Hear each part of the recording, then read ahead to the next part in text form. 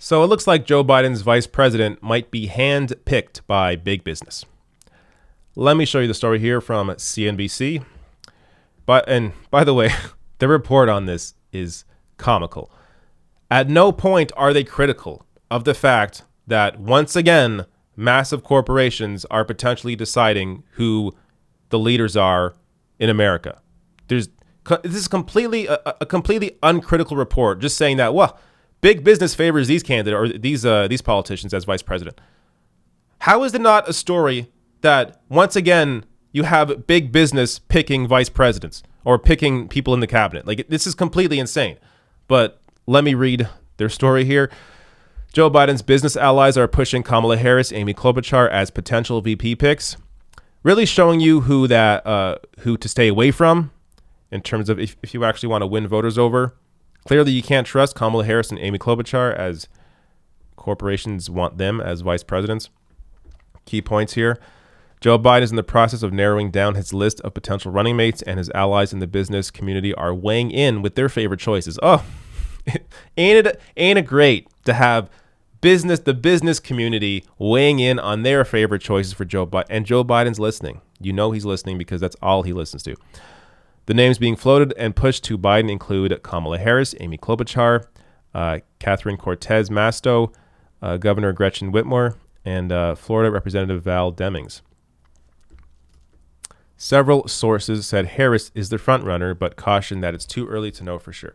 I definitely agree with them here. I think Harris is the frontrunner, and I think it's because they see her as capable.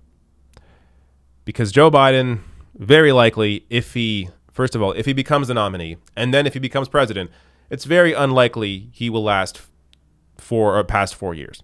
I think he'll be in there for one term, and then whoever is vice president will take over at that point. Kamala Harris, out of the list here, seems to be the most capable in terms of, not that I agree with her on anything, but capable in terms of the eyes of people in business. So I think she's able to handle herself that way. And she's definitely a loyal soldier when it comes to listening to what their interests are. Let me read a little bit of this here. Since Biden announced earlier this month that he plans to pick a woman as his nominee for vice president, leaders of Wall Street, Silicon Valley, and other industries have been reaching out to him and his presidential campaign about whom they think should join him on the ticket, according to people with direct knowledge of the matter. It's just amazing. Like, again, completely uncritical. You got leaders of Wall Street, Silicon Valley. Oh, it sounds awesome. At least mention that, hey, progressives may not like this. There are some people that are bothered by this, but I read the whole piece, nothing about that. Some of these business leaders involved with the lobbying effort are fundraising for Biden's campaign. They declined to be named in the story because these conversations were deemed private. Forget that. Sorry, he went through the names. Notably absent from the names mentioned to CNBC is Stacey Abrams, who was the Democratic nominee in Georgia's 2018 gubernatorial race. She has publicly kept the door open to being a nominee for vice president. All right, so, and the quotes they pull here. Everyone is pushing for their favorite woman, a Wall Street investor close to Biden said. This person also described how corporate leaders are highlighting Harris's experience as a senator and California's attorney general. Like, this is just shouting from the rooftops. Do not trust these potential vice president picks. I don't know what else I have to tell you.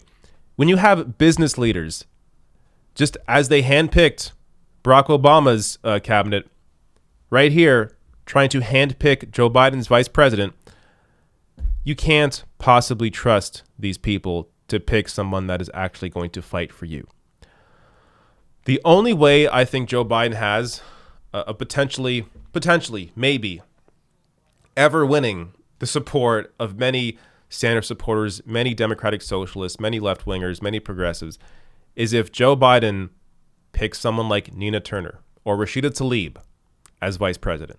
And on top of that, also makes a commitment to not have anybody from Wall Street in his cabinet.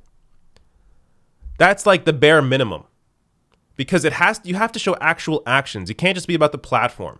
I know, just like in 2016, Bernie's going to try again, assuming all of this, assuming Biden becomes a nominee. Bernie's going to try and fight for Biden's platform to be more progressive, more left-wing, more in Bernie's vision. But the platform means nothing to these people. They don't have to stand by the platform. The platform doesn't mean anything. What actually matters are the real moves you make. So who is in your cabinet? Who is your vice president? Who are you surrounded by? That's what actually matters in a Joe Biden presidency. So until Biden's actually willing to make those kinds of steps to appeal to Sanders supporters, you're just not going to win them over.